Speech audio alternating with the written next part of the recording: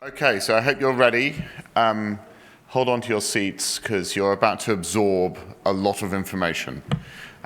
So before that, we're going to do some setup just to talk you through the process of GA4GH, and I'm going to invite Heidi to come up soon to talk about some of the thoughts around strategy. So after Heidi speaks, we will go into a rapid-fire set of slides, which I will be attempting to control and move everybody on. Ashley, how long do they have each? Is it a minute, 2 minutes? 7-ish minutes, a minute. All right, so so for all the speakers, a minute, sorry. For all the speakers, I'm going to have to keep you on time because there's an awful lot of you. And just for you to get a sense of what's going to happen, they're going to be in groups of 3. They will speak, and then we'll take questions of that group of 3. And then you get a break in the middle, recaffeinate, and then we come back for another set. So all of these are GA4GH products, and I just want to talk about how we think about products. So there is a lot of work in the community about discussing and designing a particular standard. That can take years, or it can take a month or so, and that's a process that's left to the engineers and scientists in that area. But there's 2 key things we enforce. So one is a product proposal form. This informs all of GA4GH that a group of people really want to try and make this particular standard a proper standard. And then there is a process where they actually put together the documentation, they show that it works, 2 implementations, and then they go through a product approval form, and that's when that group of scientists and engineers submit something to be approved by the steering committee of GA4GH. There's a process which I go into about that approval, and then the steering committee votes at the end of the day. So just to remind you of how we're laid out, the product approval form and the products that are going forward are led by our technical work streams. So these are the horizontals on this chart, and they have come from different areas where we know that we have to develop standards. And you'll be hearing from some of the technical work leads across all of these different standards. In verticals here are the real-world driver projects. Those are projects that are actually delivering pieces of genomics, and they need standards. You don't have to be a driver project at all to develop standards.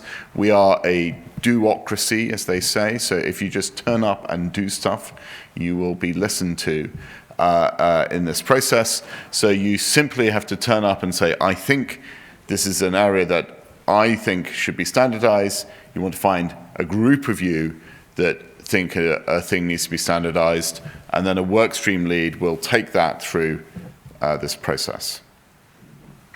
So this is that matrix in real life of driver projects over the top, so going down, and these different workstream deliverables that we're going to be listening to here. And the ABC indicates where driver projects believe that they are, for A, adopting the standard, they're not actually going to be developing it, C is contributing, and B is both contributing and adopting. And you can see there's quite a lot of points filled into this matrix. I'm very, very proud of all the hard work. Each of these little letters represent an engineer or a scientist working on a particular standard to give this delivery. So, how can you join? You do not need to be associated with a driver project to join. You simply, literally turn up on a Zoom call. It is that slightly scary or scary. You know, anywhere in the world, you can, with an internet connection, you can participate. To know how you actually find the active discussions, you can look on our website, but in particular, contact one of these project managers, and these are the people in the GA4GH staff that herd the cats of these engineers and scientists and try and have some kind of structure and order. We deliberately don't have a strong formalization of the early parts of our process, so it's literally turning up, persuading other colleagues around the world that the idea that you have is something worth standardizing. If there's 2 or 3 of you thinking that way, I'm very confident that the workstream leads will let you run with it and try to develop a standard that is useful.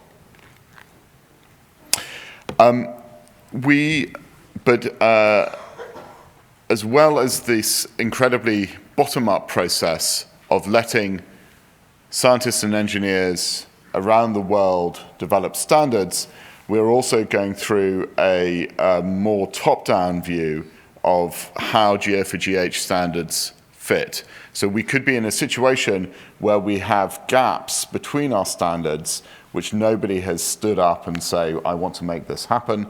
And I'm delighted that Andrew Morris, who's not from the US, HDR UK, so he's changed nationality here. But Andrew Morris from HDR UK and Heidi Rehm are looking from the other perspective at our suite of standards and asking whether we have all that we need to build a kind of functioning ecosystem. I'll hand over to Heidi to give some initial thoughts on this. Thanks, Ewan. So this is just a sort of high-level overview of what Ewan already alluded to. So we're right now having our work streams go through consultations with the driver projects to really continue to evolve the roadmaps, and this is our second round of this process, and a lot of strategy involved in that. But then on the bottom is this higher level gap analysis that Andrew and I are now have been doing. And the goal is then to integrate both the bottom up and the top down analysis together. So to that extent, we have had 11 gap analysis calls. That includes, actually, I think there's 14 of them. 4 with work streams, where we've collected a sets of the work streams together, and then 10 with the different driver projects, grouping them in mostly around schedule availability. So through those 14 different calls over the last few weeks, we've been able to get a lot of information. As those of you involved know, also we obtained a contributor survey, so the opportunity to submit through survey. We got 59 excellent responses through that. So now the team and myself and Andrew are now just beginning to really assimilate all of that information. So we don't quite have the formal output. Literally had the last meeting this morning. But I can tell you some high-level themes that we have heard over and over again throughout these calls. One is that we now have enough standards that it's time to turn a little bit and focus on implementation support. And it's not to say that Global Alliance as an entity is really the implementer, but we do feel that it's our role to facilitate implementations and to ensure that the standards that we develop are actually functional and get the job done. And needing to focus a little bit of time on working with the driver projects who are implementing these standards and ensure there aren't gaps, ensure they're interoperable, et cetera. That also involves working across the work streams, because to implement a solution, you often need standards from multiple different work streams and need to make sure they play nice with each other. We've also heard repeated request for more guidance around data governance approaches. How do we as a country figure out how to decide who gets access to what data and what are the rationale for different types of access, and coming up with more guidance in that area is something we've heard a fair bit.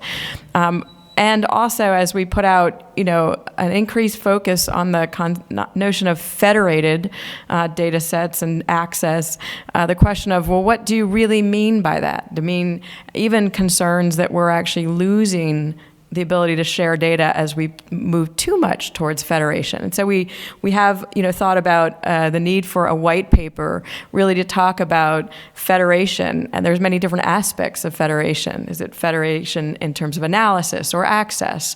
And does everything need to be federated, or can we still centralize some data sets that make sense to centralize? So I think that's something we're thinking about the need to focus on. So with that, I'll stop there. More will be coming on this data or the gap analysis. But I did want to play 1 2-minute video that the group has been working on, which will go out live. And it's really trying to share with the community what the Global Alliance is all about. And I'm not sure if, there it goes. Over the coming decade, tens of millions of people are expected to have their genome sequenced for healthcare purposes. This wealth of information has the potential to transform genomic medicine and accelerate biomedical research, but only if it can be studied at a global level. Data is often siloed by discipline, institution, and country. Without standard ways of collecting, storing, and accessing data, collaborating across communities is challenging. The solution? The Global Alliance for Genomics and Health. GA4GH was established in 2013 to enable responsible and secure genomic data exchange across fields, platforms, and borders. By coming together, we can advance our understanding of the human genome and treat otherwise intractable diseases. Grounded in the Universal Declaration of Human Rights, GA4GH activates the right of all people to share in the benefits of genomic science. To achieve our mission, GA4GH brings together a global community of researchers, software developers, healthcare providers, policymakers, and patient advocates. A diverse network of collaborators who recognize the value of genomic data exchange for the benefit of human health and medicine. Our community has organized into a series of 8 work streams that develop and maintain the standards and policy guidelines necessary for describing, discovering, storing, accessing, transferring, and protecting genomic data in ways that promote open science. Each workstream relies on input from driver projects, initiatives that ground our work in real-world needs.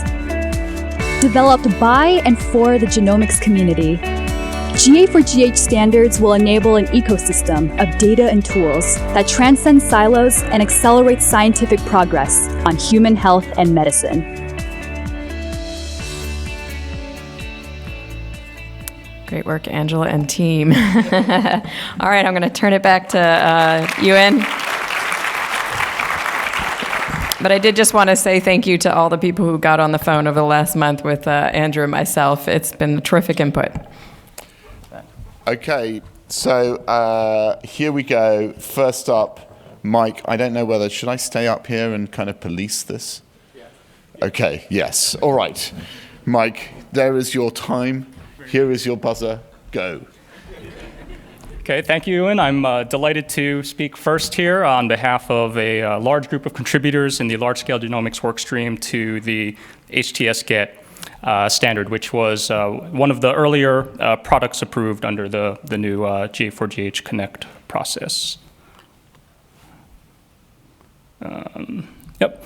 So htsget is a web protocol for serving data in the so-called high-throughput sequencing data formats, namely BAM, CRAM, and VCF, across the web. So it serves the use case of securely accessing data, not just downloading the files, but also accessing particular genomic ranges of interest or other kind of slices of the data set. It is meant to kind of serve and provide a kind of unifying fabric for many different kinds of clients and servers, some listed here, to access via a common API the reads and variants. And the kind of universality or compatibility with many different kinds of clients and servers is kind of the key to the need for the protocol. So to elaborate on that a little bit, many of us who kind of came up through starting from the earlier days of the Human Genome Project and since then kind of have developed a whole stack of techniques and formats and stuff in the kind of academic high-performance computing world, which is very, very powerful, of course. It tends to be oriented around file formats, file servers, large 100-gigabyte blobs that have to be moved around and accessed, and kind of Unix command line tools and scripts. As we in the Global Alliance move to a world where there's kind of truly web-scale global data with many different private and public organizations that need to interact with it, there's, I think one of the very early needs and key motivations for the Global Alliance is to help kind of move the genomic data stack into the more modern big data world. So here I'm illustrating this, is moving from a kind of rack of blade servers up to a kind of modern data center that are now scattered all over the world. And at the top we have the arrow of time's progress or of increasing thermodynamic entropy. Either, I think, are reasonable characterizations of this. But in the new world, it's very much based around web APIs, where we can adopt a lot of the best practices of the IATF and Apache Foundation, others like that. Huge kind of object storage services, streaming query processing with like microservices and Kubernetes, and standardized ways of transporting compute around to different data centers with things like Docker and scaling it out with Apache Spark. So the key to htsget is that it provides a kind of unifying protocol and fabric that can actually serve both worlds quite equally as well. So if we're in the kind of file format and file server world, it feels like a fairly comfortable incremental advance, but actually it also enables a much kind of richer variety of ways to serve up data, including across institutional boundaries by actually being a web API. Now, we created that flexibility, like any good computer scientist, by adding a layer of indirection. So namely, the htsget protocol has a sort of index server, if you will, which does not necessarily itself serve the 100 gig data blobs, but actually issues a redirect, which may, for example, be to an FTP server or a web server that does just serve up statically data blobs, or it might be another kind of microservice endpoint that dynamically generates that data response. But the key is that it's a kind of gradual transition, keeping the file formats, but abstracting the concept of a static file and enabling those responses to the query to be dynamically generated. Of course, security is critical to a protocol like this, and so htsget adopts the kind of best practices of OAuth 2 with handling bearer tokens, and particularly sensitive in that redirect mechanism is making sure the client is equipped with the credentials to access the data blob or the secondary service that will actually serve that up. But all of that, of course, will be secured with TLS and the kind of OAuth 2 token distribution from which we'll hear about more later. Across the kind of bioinformatics ecosystem, htsget is becoming more and more common to be implemented. So, for example, the kind of genome browser IGV.js, as well as some of the other ones like Biodalliance, kind of support htsget queries now. htsget is built into SAM tools, which is a very well-loved tool by the command line hackers like myself. So that's been built in now for a year or two. We also have some nice demonstrations of kind of moving into that future big data world of, for example, how htsget lets you kind of stream data very, very efficiently in a very parallel way into a parallel computing environment like Apache Spark, and actually then take advantage of kind of out-of-the-box features of environments like that to do very, very powerful and flexible kind of SQL queries on that data. So there's a little Jupyter notebook linked there on the slides we can see later. So in 2019, we kind of incubated this protocol a few years ago, and 2019 has been particularly exciting as it has, we've really started kind of seeing it pushed out and implemented in the driver projects. So, for example, Genomics England and the NHS in the 100,000 Genomes project actually kind of has this in beta testing deployment now that's kind of serving the underlying variant evidence from their secure data center to a kind of variety of consumers, public and private, supporting interactive review of those variants and decision support in the clinical genomics context. And so I think that diversity of kind of partners involved in that, some companies, some of the healthcare system, really kind of illustrates the power of the kind of flexible web protocol where it's not necessary to sort of expose the underlying file server to such a wide group. And then in Australia, Europe, and Canada as well have implementations for their own stacks underway of the protocol. We have some other nice prototyping efforts underway, including an integration with the Farjoun API, as well as some new things from GA4GH Central and the Sanger. So these are all open source. You can find them on the GitHub orgs of those respective organizations. In 2020, we'll continue that driver project focus and start developing query patterns for the truly colossal variant call sets, which are available now. And I'll leave some links up here for how you can all get involved. Thank you very much. Great. Thank you. Take a seat, only 9 seconds over. Andy, ready, steady, go. Marvelous. Hopefully this works. It is, fantastic. So good afternoon, everyone. I'm here to talk to you about refget, which was one of the standards that was approved at last year's plenary. Refget is all about reference sequence. Reference sequence here, what I mean is a baseline of knowledge. It's where we ground ourselves. In many of the analyses that we run involving genomics, we actually require this baseline sequence to align to actually interpret from. And really, it's fundamental to our understanding of genomics. Variation is effectively a difference to a given baseline reference. And so that's what we're trying to do here. There are many types of reference sequence as well. We normally talk about genomic, but there are mRNA, cDNA, CDSs, peptides as well. There are many different levels we can consider reference sequence and areas we would want to compute variation against. So, one of the problems here, though, is that there are some major consequences of misidentifying your reference sequence. This is pretty much a toy example, but all these examples come from chromosome 13 for the exact same position from the latest build of the human genome, the last build of the human genome, and the mouse genome here. At the very top, there's an example read, and we've indicated that there is a difference to the reference at the 4th position to an A. We can identify that this didn't come from the reference genome, the latest version, because there is already an A. There would be no reason to record a difference. But we could be talking about the previous build of human, or we could be talking about a mouse. There is no way to know that by just that information. So correct identification of that baseline sequence is essential to reconstructing reads where we're using compression techniques as found in the CRAM standard. So what is refget? Refget is about an algorithm. That algorithm takes in reference sequence, it normalizes it passes it through cryptographic checksum functions and comes out with 2 identifiers. One is based in MD5, that's for backwards compatibility with the CRAM format. The second one is this other algorithm called trunk512.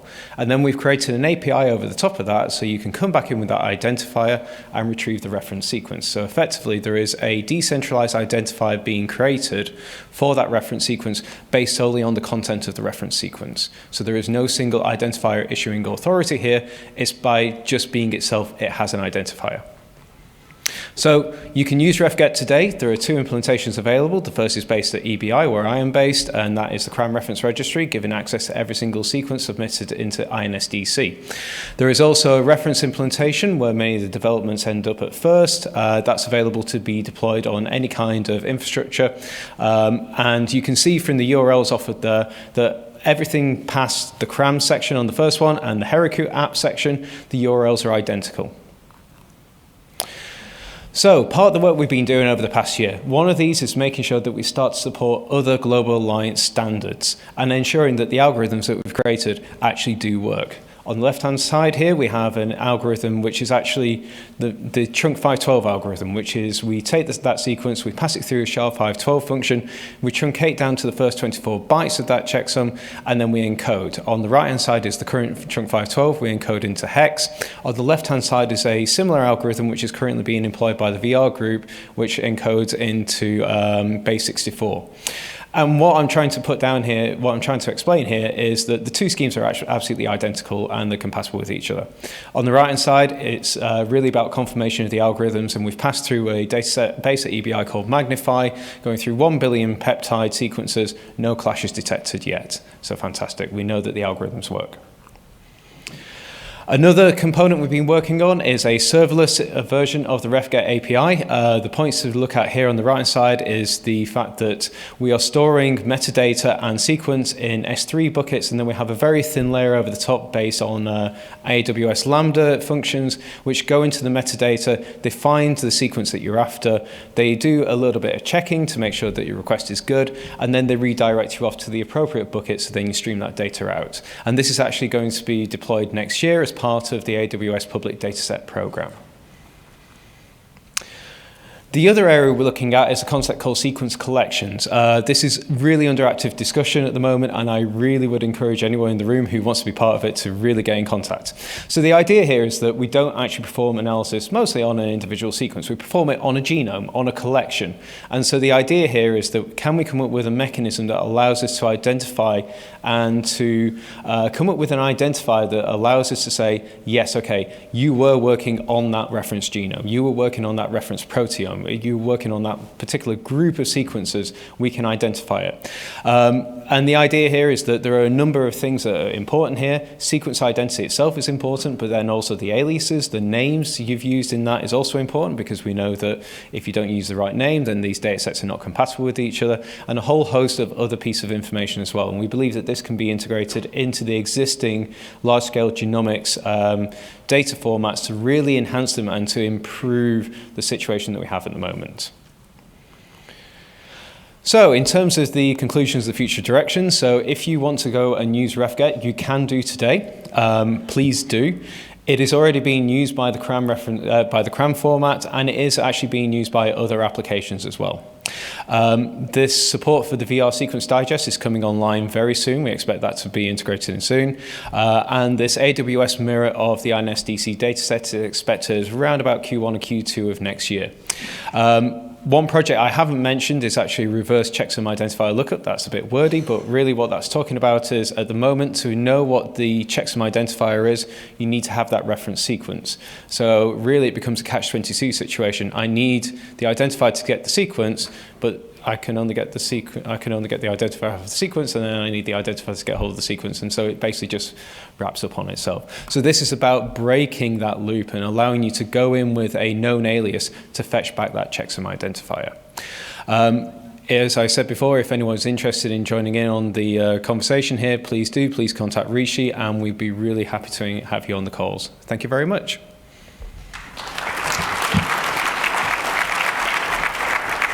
Perfect. So we've made up 28 seconds. So Sean is next up, and then we have questions. So get ready with your Slido questions.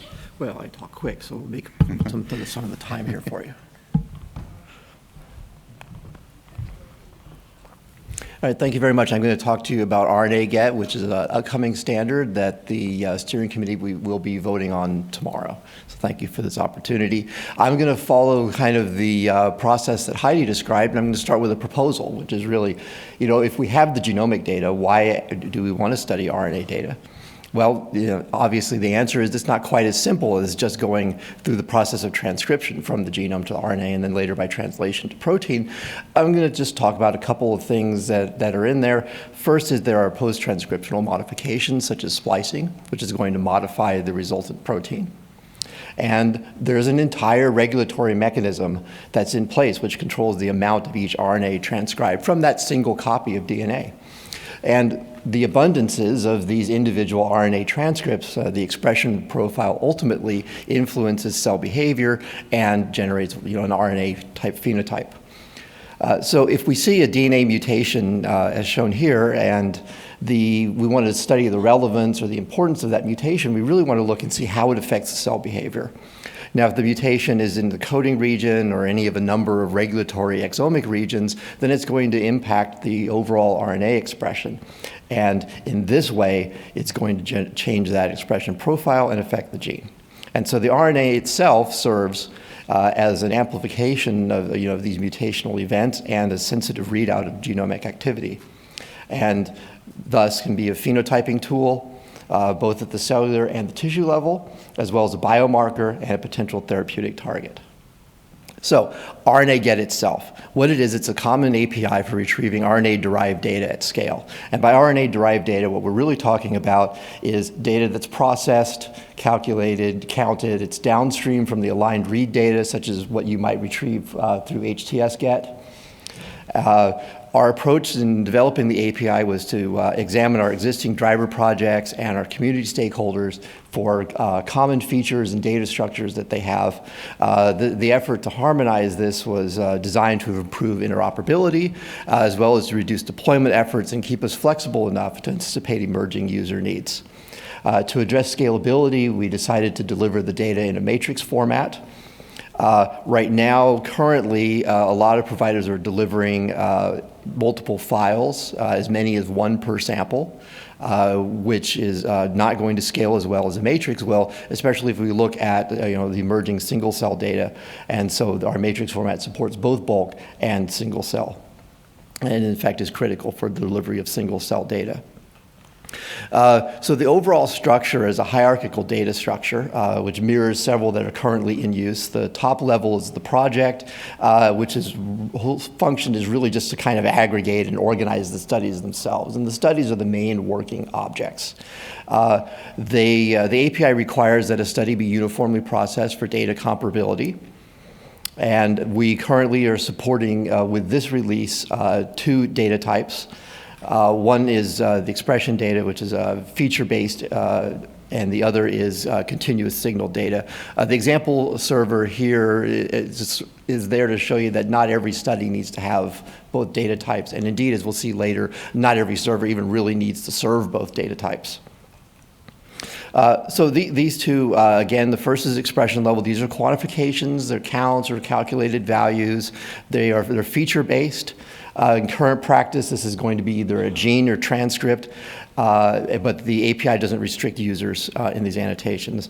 And these quantifications are the basis for a vast majority of subsequent computing and processing among samples at all scales for both bulk and single cell. The second is the continuous signal data, which provides a value for each base in a given region, and is similar to a wiggle file and is used in visualization and has many applications in epigenomics. We deliver the data in the matrix, as I said before, the idea being that it's easy to load in analysis software. The API recommends Loom, which is a standard format there to deliver compressed data, but also supports TSV as a transitional format for existing data providers. The RNAget API has built-in support for slicing of the matrix on both axes, both the sample and the feature axis. So that way, only the data in question that a user is interested in has to be transmitted, and this differs from what many providers are doing today, where an entire expression file needs to be sent, even if there's only a small portion of it, which is actually the focus of the query. The continuous signal data is also delivered in a similar matrix. It's a positional matrix with multiple samples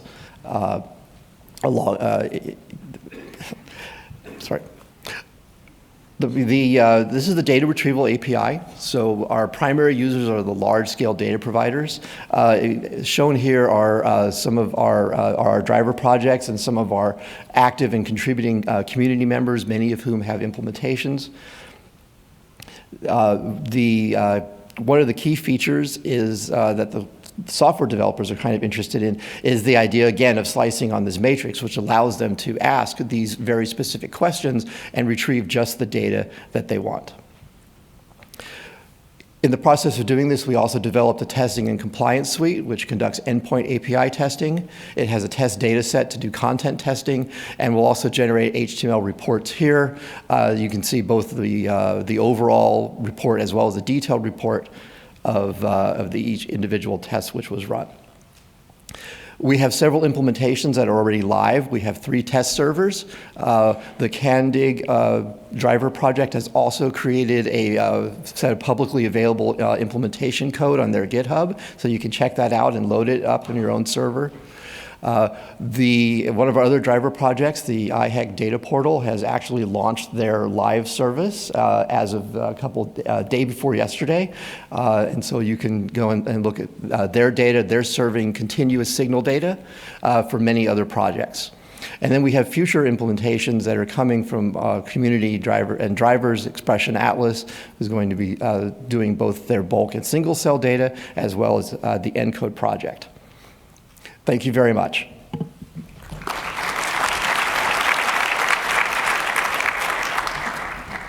Right, that's great. And I don't, actually, how many minutes of questions do we have? 10. Great. So please go to Slido and add in your questions. And I don't know if anybody wants to put their hand up, or do we just go from the screen? Yeah. Can people hear me? I'm quite happy we're going with that first one. So the graph representations of the new human genome build. At this point in time, it kind of is, because the current reference assemblies are paths through that reference genome graph. And so you can begin to think that the subsequent checksum of moving through those nodes to calculate the path and then calculate a checksum at the end of that effectively creates the exact same identifier as you would have from the linear sequence as it stands. On a word on the graph representation, though, fundamentally we are not going to get away that soon from the current world as we have it, where we work in linear sequence, because there is too much tooling built around that concept, and so we need something to be able to transition to that. Now, the APIs like refget could actually provide some of that transitioning period where you don't need to know if it's a linear or whether it's a graph genome. You're still requesting it through the same identifier, and you're still getting the same sequence out at the other end as well. So I think refget can provide us a useful transition during these two worlds. Okay, that's good. Very similar question to that. We've got a graph genome fan. Mike, do you want to tackle that? Sure. So I also am a graph genome fan, so we can we can commiserate. So from the htsget perspective, I would say two things about the graph genome world. One is one of the very interesting problems of the coordinate system in graph genomes, where on the linear reference genomes, it's pretty clear there's a base number 1 million and base number 2 million. You can say this is the range. This is actually much harder on graph genomes when you want to express a query for a particular range, but you're not in a kind of linear world. So how do you delineate exactly what you're looking for? I don't have the solution to this, but I can say that when we are in a graph reference world, this will certainly be one of the ways to augment or ways in which we'll need to augment the htsget request protocol, where right now it accepts a kind of chromosome start and end coordinate for range slices, and there will be some new kind of multidimensional coordinate system, TBD, that will be needed for graph genomes. My second point there is, I think the ability with htsget to actually dynamically generate response payloads rather than kind of take byte ranges out of files or something like that is actually going to be very, very important in the graph genome world, where again we don't have that kind of single dimension way to say this has to be the pertinent slice of a 100 gigabyte file that you're interested in. We might need to go and kind of fetch and stitch together kind of different portions of the graph that are relevant, and so that's something that the dynamic capabilities that are sort of enabled by htsget without kind of abandoning the current static file way of serving things will be very useful for. Great. Sean, do you want to take, there's that entree one at the bottom. What are the identifiers? And does RNAget help the users in any identifier matching? So in RNAget, then the metadata that's going to be associated with the file is going to determine the exact genome and the assembly that was used, and so and the annotation that was used for the quantification. The API has hooks for including that metadata, but it does not inherently enforce gene IDs or gene names, and that's up to the individual implementers to make sure that data is associated with the matrix. The matrix file format that we use does allow for this metadata to be contained on a per sample basis within the matrix itself, so that all remains associated. Okay, great. Over to Mike. How many people do you think use the filtering aspects of htsget at the moment?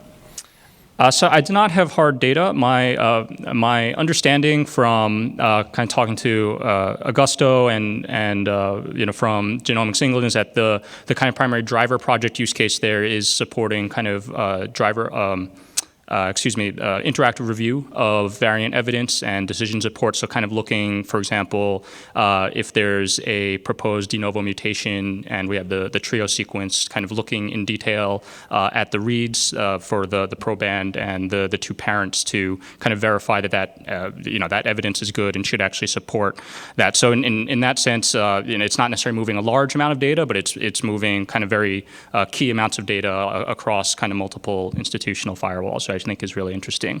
But certainly we designed the protocol to be able to kind of scale out and drive large-scale analytics to the extent needed. The Jupyter notebook kind of I posted shows a little example of that. So I think we're ready for the larger percentages too. Great. So graph genomes again. This question will never go away, I'm sure. Andy, Mike? Yeah. Agreed. Yeah, agreed. Yeah, completely agreed. Yeah, we do need the tools to support the concept, but we also need to support the workflows that are in work at the moment as well. It would be very nice to be able to go away and say we are not we have to come up with this graph genome concept. We have to make it work, and then we're happy to release this to the world whilst that is not accelerating the integration of genomics into healthcare systems. We have to be able to support what we need to do now and also enable the future. Awesome. Agreed.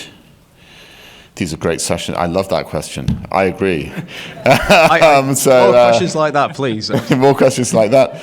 So I'm not sure if I can quite parse this question. Self is the best reference and other omics data and other data types for integrating data.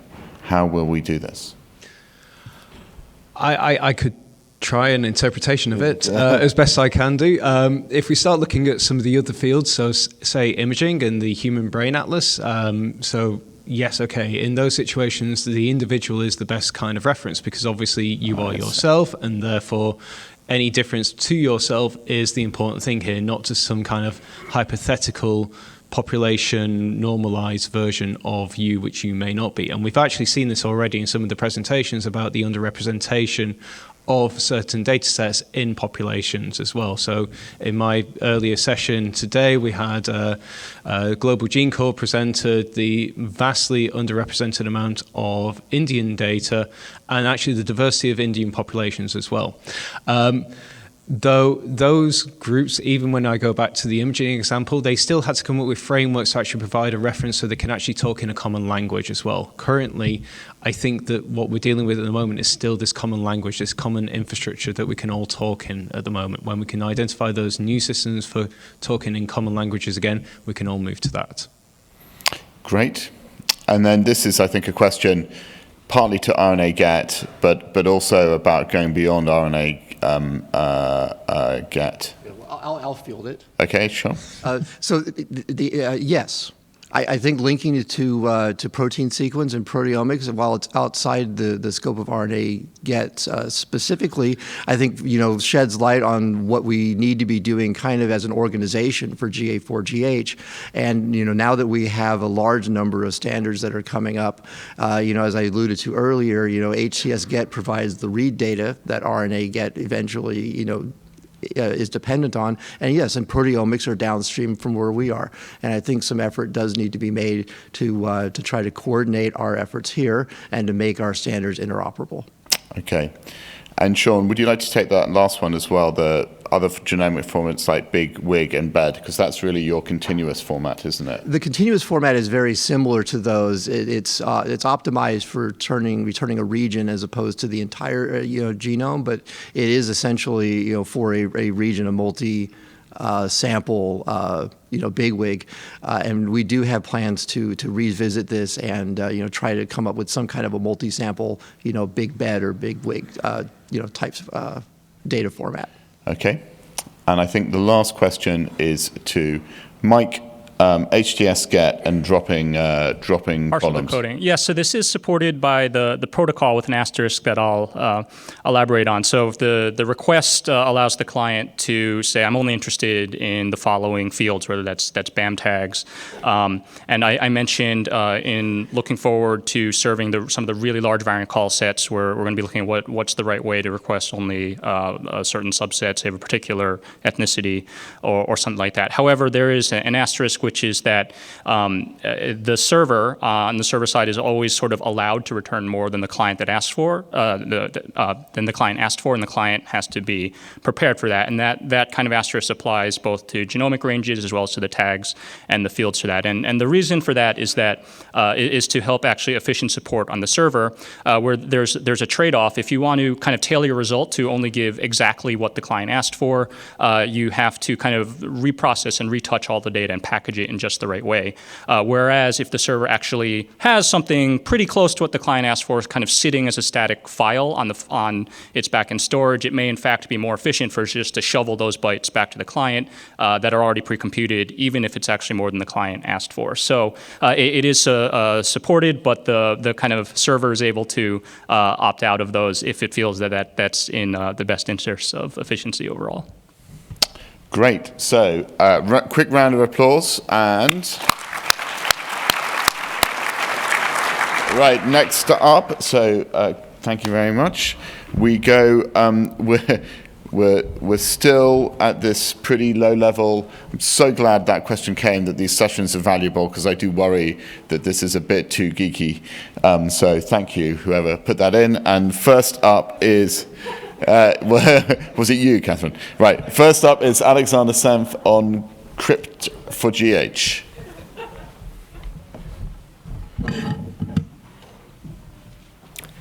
Okay, hello. So I'm talking about a cryptographic file format, crypt4gh. This is one of the new standards which was approved at last month's September steering committee meeting. I'm giving this talk on behalf of the co-chairs.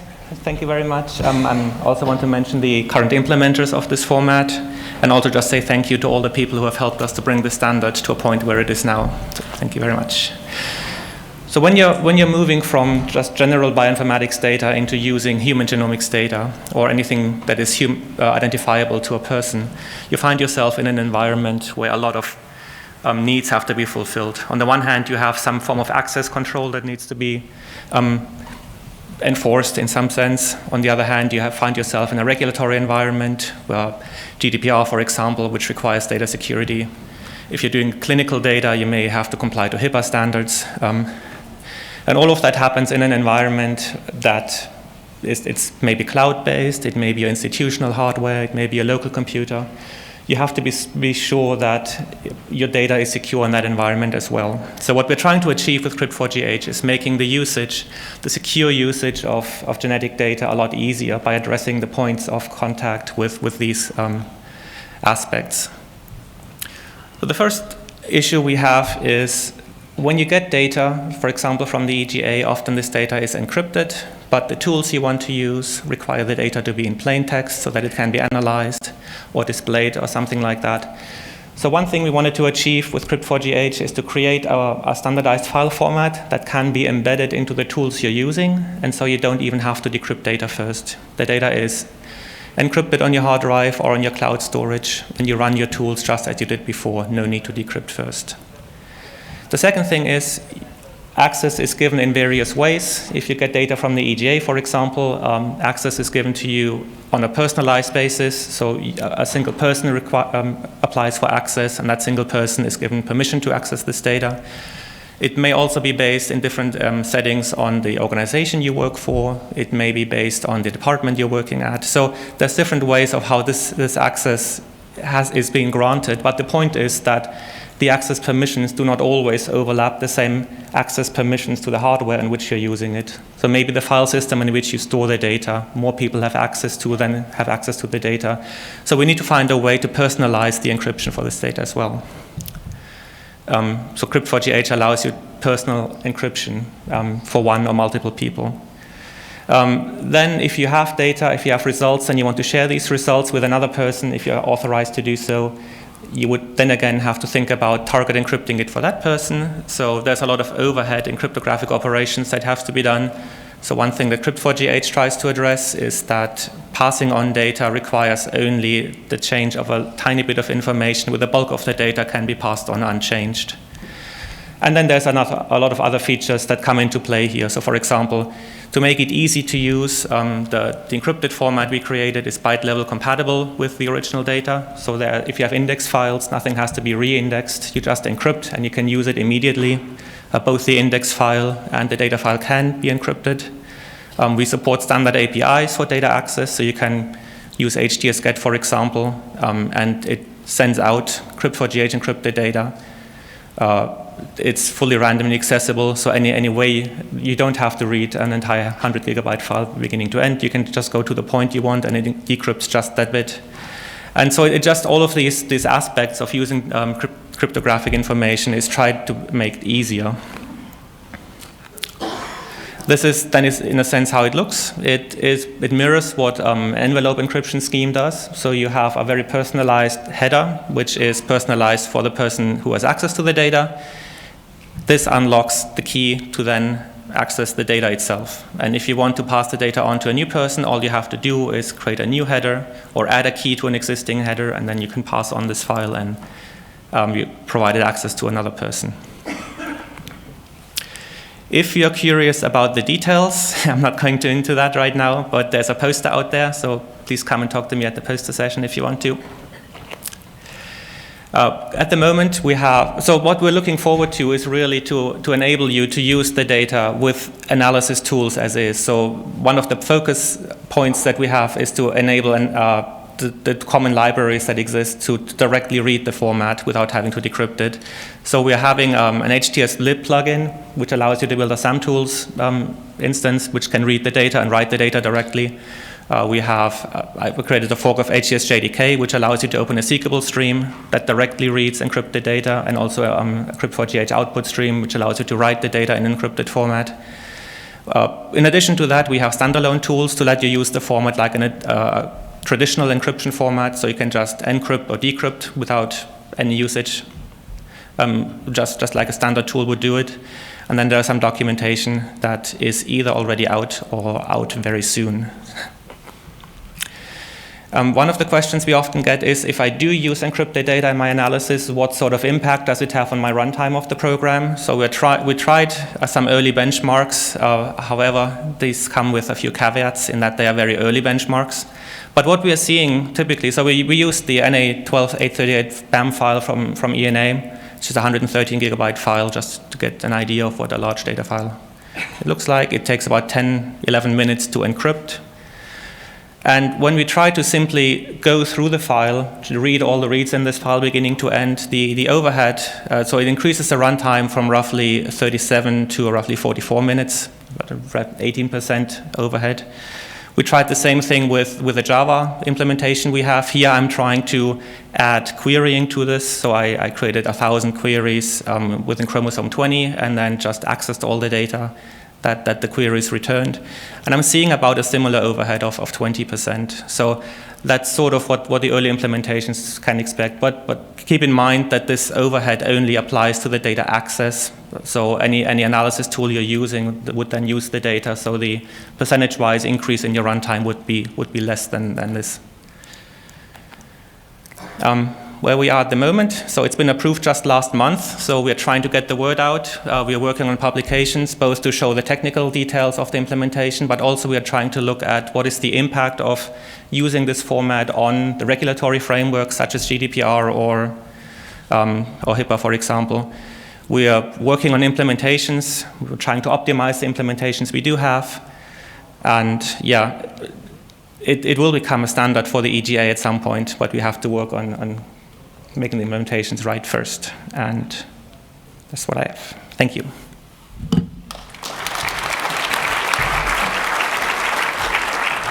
Great.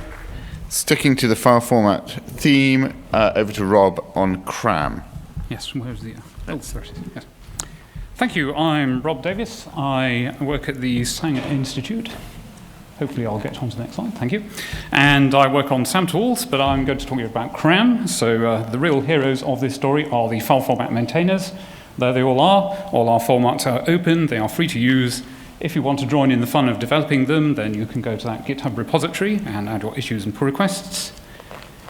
So here's a little quick file format revision for you. So SAM is the textual version, so you can sort of see that in your text display. You can process it with text processing tools like awk and grep. It's very simple. BAM was developed at the same time as SAM, so that's a binary version of SAM, so it's basically the SAM record written in a binary form. That's also fairly easy to read and write, so there's lots of BAM readers around, but it's not terribly efficient for storage purposes. CRAM was developed later, and that is much more advanced format, and it was designed to be very efficient for storage and retrieval of your data. This is what the CRAM format looks like. So its secret sauce is basically that it stores like data in blocks. So all your read names are in a block together, all your positions are in a block together, all your base qualities are in a block together. And that means you can choose the compression algorithm, and there are more compression algorithms available to you than are available for BAM. You can choose the best one for that block. When you're reading, you can also skip blocks if you're not interested. So SAMTools FlagStats, for example, runs much faster on CRAM than it does on BAM because it can ignore most of the data. The result of this is that it's a lot smaller than BAM. And if cloud, apologies to any cloud storage providers here, but it saves you a lot of cost on storage, which means you have more money to pay for science, which is what we all want. This is the CRAM roadmap. So originally thought of in 2010. The current version was developed in 2014, so that's what everybody uses now. We have a draft version, which is being worked on at the moment, which would shave another 10 to 20% off the file size. And a glint in the eye is CRAM 4, which would fix a few problems with the original format, like allowing reference sequences longer than 2 gigabases, which is useful if you want to work on a lungfish, for example. It's been around for 5 years now, so there's quite a few implementations. We've got language bindings for R, Python, Perl, Rust, C++. Lots of programs can use it, read and write. New on the block is Gmod, which is in JavaScript. That allows you to look at CRAM files directly in your browser, so that's used by JBrowse. There are lots of CRAM files around now, so there's more than 1 million in the EBI, and it's used by many groups around the world, and an increasing number. So a couple of bits of work we have ongoing, which I thought I'd like to highlight, and this is mainly around CRAM, but it also affects SAM and BAM because they all show the same data. So one thing the EBI have been working on is a way of converting the Oxford Nanopore FAST5 files to CRAM and preserving all the data in them. So you can you can send a CRAM file basically to the EBI and get it and feed it directly into your tools. It gives slightly better compression, although after it was written, then the ONT people said, oh, we're a bit inefficient, and made theirs more efficient as well. So you're a winner either way. And if you want to get the data back, they also have a CRAM to ONT, which will restore your original FAST5 files. And the other one being worked on is base modifications. So again, these new sequencing platforms now, as part of their normal operation, will tell you about modified bases. And we are trying to work out a way to store those efficiently. So if you want to join in the fun there, go to that URL and please read the proposal and make your comments. And finally, I can put up a slide of resources, so everybody with their mobile phones, this is the one you want to take a picture of. And that includes CRAM the movie, James Bonfield's CRAM myth-busting blog post, file of benchmarks we made a little while ago, and the ONT to CRAM. And if you go and look at poster number 10, you can look at the poster about CRAM. So there you go. I'm seriously undershot. Yeah. Perfect. Yeah. That's great. And now, finishing off the file format world is Yossi on the future of VCF. Hello. My timer restarted. It's not fair. We had spare time. All right. Just get going. So I'm Yossi Farjoun from the Broad Institute. The future of VCF has become its own thing, even though VCF is part of the large-scale file formats. And the reason was that, well, we had two problems. The first is that there's a lot of genomic data, and we need to store it. And of course, VCF is smaller than, ostensibly, a single sample VCF is smaller than the CRAM or the BAM that was used to generate it. But as I will show you, once you make project VCFs or cohort VCFs that include all the data from all of the samples, that that logic actually starts breaking.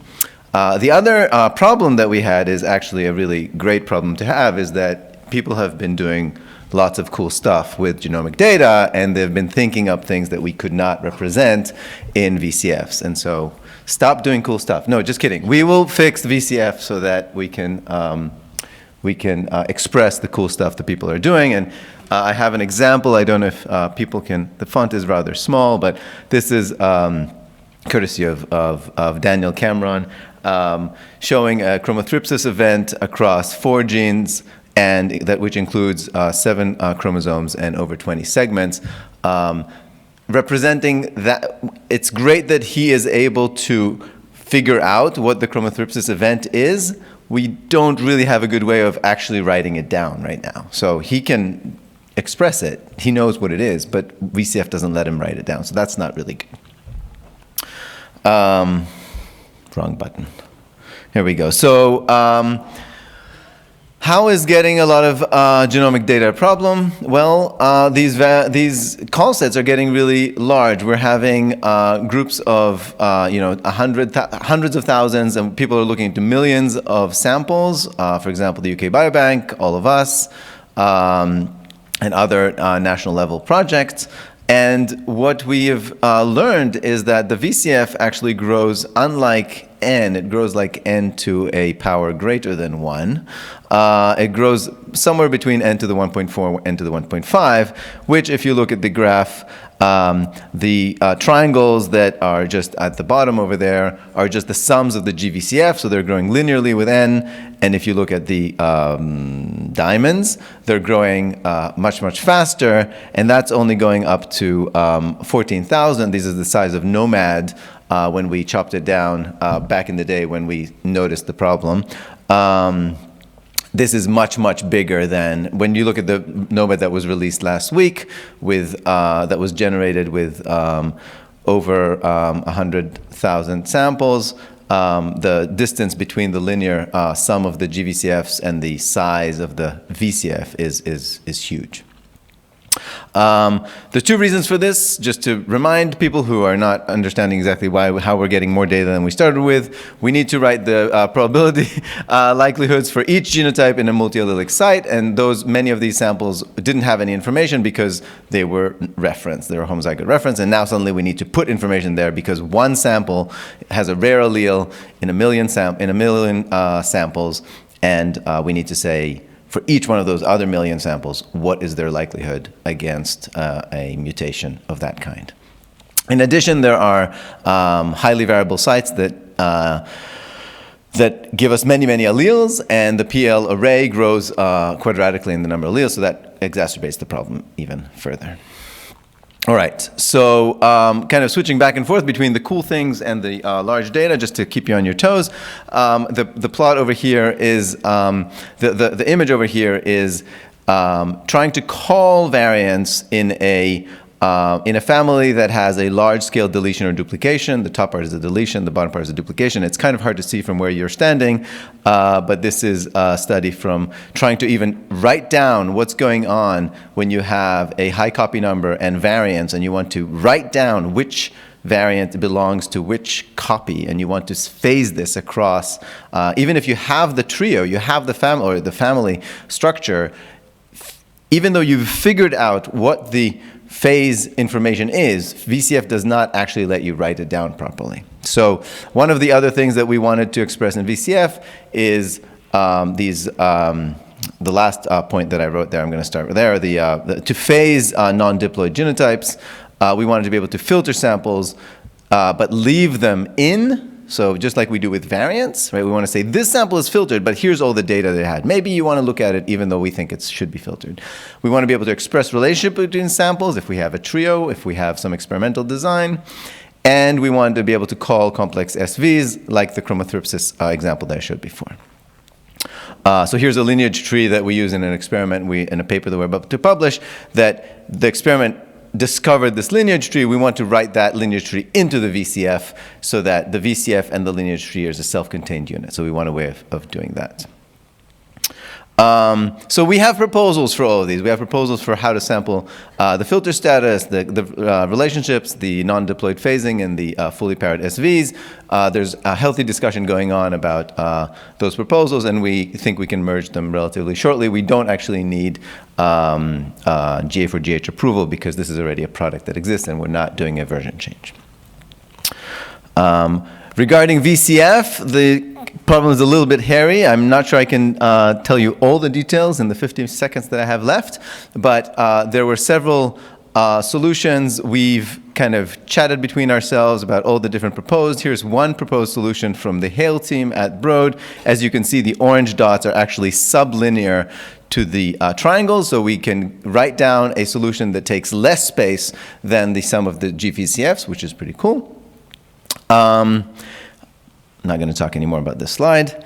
And the three proposals were kind of, we had a meeting the last GA4GH meeting, and we concluded that we should just have a test. And so we applied for a UK Biobank application to get a bunch of data that we can all collaborate on. And once we collaborate on that data and we can compare the results, we will come up with some proposals. Whew. Yeah, perfect. All right, have a seat. Okay. So we go back to questions and Slido. So reminder of the slide, Slido thing. And we've already got some great questions. Right, Alexander, you've got the most highly rated one. Are there standalone tools to add and remove keys from crypt4GH headers? At the moment, the standalone tools allow you to encrypt data, which means there's one key, but we both recognize that there is a need to add that to our implementation. So in the next week or so, we will add that to our implementation. Okay. Thanks for the deadline, yes. Yeah. Week, month, you should have said month, yeah? Or quarter, okay. And sticking with encryption permissions, can be set differently for different regions to mask access to common identifying SNPs in ancestry databases. So can you specifically encrypt some parts of the file differently from others? We thought about it. It's actually a good question, and the solution that we encoded in the end was that if you don't want to send data to a specific user, then you create a file that does not contain data you want to send out. So it would not be an overhead of transmission and so on. So at the moment, there is no... Well, you can do it, but the resulting file would probably annoy your end user because they would suddenly find a bit they can't read and their reader would blow up. So it's actually better just to filter out, use htsget to filter out bits you want to send. So don't do it in the encryption. Right. To CRAM, are there GA4GH recommendations for the CRAM workflow in terms of what quality values should be retained? GA4GH recommendations would be very useful. I'm not sure if GA4GH has an opinion on this. We do have tools, so there's, what's it called? It's Crumble. Not Scram, it's Crumble, yes. So there's Crumble, which will do a very good job of removing uninteresting base quality values from sort of normal human sort of sequencing, diploid human sequencing. We wouldn't recommend you run it on your somatic cancer sample because it probably will give you the wrong answer there. But yeah, I mean, I think the right way to put this is, again, this blending between implementation and the scientists here and GA4GH, the standards. I think exploring that academically would be interesting, and getting a paper, it probably would be from the same authors that make CRAM, but it's not really a GA4GH thing. There is a scientific paper, the functional equivalence paper that, full disclosure, I'm an author on, that does talk about recommendations for which, not only which qualities to keep, but also actually how to process. Okay. MPEG-G, is anyone actually using that, or is it CRAM all the way? I think it's fair enough to say that we don't care. Yeah. Is that fair enough? Yes. We certainly haven't heard much about people using it. We've had a go with it to see how well it performs, but we don't use it ourselves. Yep. We don't know if anybody else does. Okay. Yes, this is a good question at the top. Given that we've just had 2 all-male panels, how do we encourage women and underrepresented groups to join the work streams? I think this is a very good question, and it's noticeable. The overall, we did start with, I think, 2 of the more gender-biased work streams, but it's something that we should work on to work out how we can get gender representation across our work streams. So we'll take that as a to-do for this, and also get our ordering right sometimes in these things. Okay. So how does CRAM compare to vendor-supported products like petagene compression for long-term storage? Again, we don't really do these benchmarks. We benchmark. Not really. I think we looked at petagene. I think it's a little bit bigger than petagene at the moment. The 3.1, when we've got around to implementing it, maybe slightly more similar. Yeah, and just when we looked at petagene, it was basically using CRAM. So yeah, but still, there are many reasons why people might use their own implementations of different things. And the htsget protocol absolutely allows people to innovate on the back end. Yeah. So htsget does not require you to store things as BAM or CRAM to get that access. So people can innovate and protect in different places. And I think petagene are kind of selling you a solution as well, aren't they? Because I think they give you the storage and everything. So, yeah. They give it's way more than a format. Also, CRAM itself, if I may, does not tell you how to encode. And so if petagene comes up with a brilliant way of using the compression algorithms that are available in CRAM and uses that, they can market that without telling the world how they choose the compression algorithms, and it would still be compatible with CRAM. Yeah. So it's not actually a competing format. Okay. Right. Why are we still focusing on the VCF file format and not a scalable, queryable, dateable data store? Yossi. Well, the main reason is that we are extremely hesitant to break all the tools that already have been written for VCF, and we've found that making small tweaks is a lot more acceptable to the community than coming up with wholesale modifications.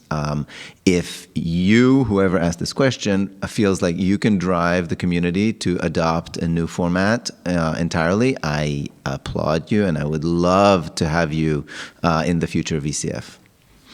Right. Would variation be better represented by a graph DB like Neo4j as opposed to a flat file? It's sort of related to that last question. Would it, Yossi? I don't know. Yeah, whoever's come play for the future, in the future of VCF. But we have this tension always about forward thinking. It's very similar to the graph genomes versus backward compatibility and keeping the whole thing going. That tension is never going away. There will be no point where we are done. And it's not clear that it's our job to answer those questions as an organization. I think that I would love to see scientists and developers try out new ideas and new formats, show us that these are better results, and we will very happily then look at what needs to be done in order to make them a actual GA4GH product. Yeah. Great. So David Glazier, Crypt4GH, what is the timing for EBI supporting and eventually requiring Crypt4GH for data access? What about other archives? Alexander, should we pass that to Thomas or Dylan? That would probably be best, yes. Thomas, are you there? He's over there. Okay, the official response is, for the people who missed that, it's next year sometime, which is a broad window of times. Right, how do you securely pass keys to submitted jobs? So how do you, in an encryption world, how do you make sure that your farm processes get to decrypt it? Yeah, Well, so this is a work in progress again, unfortunately. So at the moment, my HDS-lib implementation, you basically start an agent into which you put your keys, and then the SAM tools or whatever talks to that agent to actually do the header decryption. So if you can get your keys into the agent, then you can do that. So basically you could start your job and insert your keys in that way. And at some point I need to write a program which means once you've started the agent, you can query something and then put the key in. okay. And another thing actually is if you're only interested in writing encrypted files, you only need to put in the public key, which is useful for some cases. Okay, Alexander, do you want to add something there? Yeah, I was just going to add that this is outside the scope of the specs that we developed. So whatever we come up with in implementation is not the final word. So that's something where we encourage creativity in solutions to how to pass these keys. Yeah, I think there's a big theme about us just managing all these tokens and other bits and bobs correctly throughout the whole kind of analysis lifecycle. Yes. Yeah. And also you should go and read the data infrastructure report as well. If Okay. you're thinking of doing things that involve encryption, because you have to get the infrastructure right around it for it to remain secure. That's I very see. important. Okay.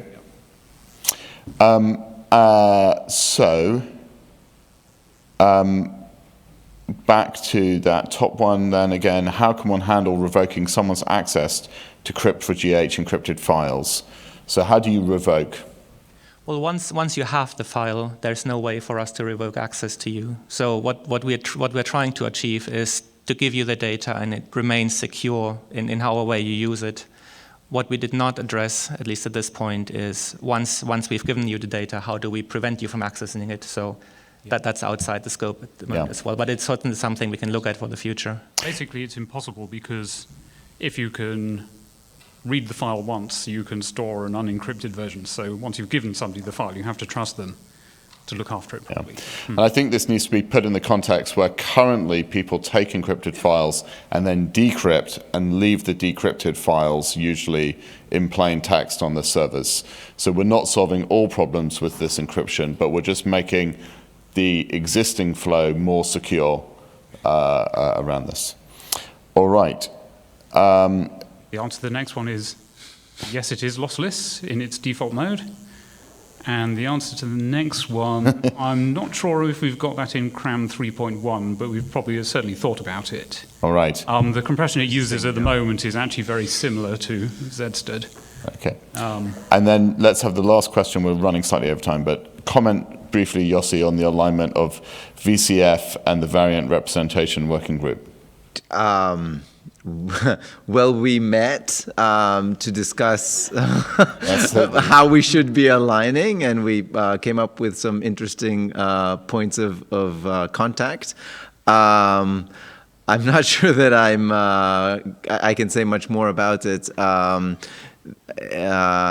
except that I think that the main point that we found the most commonality is actually one of the points that I raised, which is talking about phasing in general, and in particular phasing in the presence of a copy number alteration. And so we've kind of, that's the one thing that I felt like when we said something, there was kind of a nodding on the other side. Okay. But there are other aspects that we're still trying to see if there's any contact. Great. Well, let's leave it there. Give these three gentlemen a round of applause. So you can go for recaffeinate. You've got another set like this, and we'll call you back in 15 minutes' time. We're slightly running behind time, so in 15 minutes' time, we'll hassle you back.